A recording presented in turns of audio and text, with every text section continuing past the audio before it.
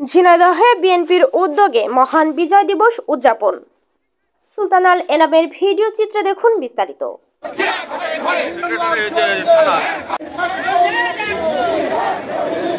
মহান বিজয় দিবসে শোভাযাত্রা করেছে ঝিনাইদহ জেলা বিএনপি। সোমবার বেলা 12টায় জেলা বিএনপির আয়োজনে শহরের ওয়াজির আলী হাই স্কুল মাঠ থেকে শোভাযাত্রা বের করা হয়।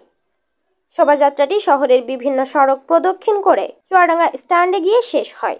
পরে মুক্তিযুদ্ধ স্মৃতিসৌধে পুষ্পমাল্য অর্পণ করা হয়।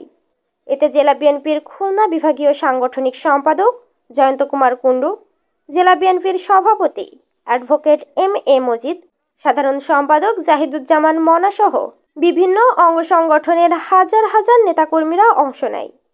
এদিকে কালীগঞ্জ জেলা বিএনপির আয়োজনেও শোভাযাত্রা বের করা হয়। শোভাযাত্রাটি নলডাঙ্গা ভূষণ মাধ্যমিক বিদ্যালয়ের মাঠ থেকে বের হয়ে শহরের বিভিন্ন সড়ক প্রদক্ষিণ করে মেইন বাস স্ট্যান্ডে গিয়ে শেষ হয়। এতে কেন্দ্রীয় স্বেচ্ছাসেবক দলের সিনিয়র যুগ্ম সাধারণ সম্পাদক সাইফুল ইসলাম ফিরোজ, কালীগঞ্জ পৌর বিএনপির সিনিয়র যুগ্ম আহ্বায়ক নজরুল ইসলাম তোতা সহ বিভিন্ন নেতাকর্মী অংশ নেয়। হুমায়রা জারিন, বিজেটিভি নিউজ।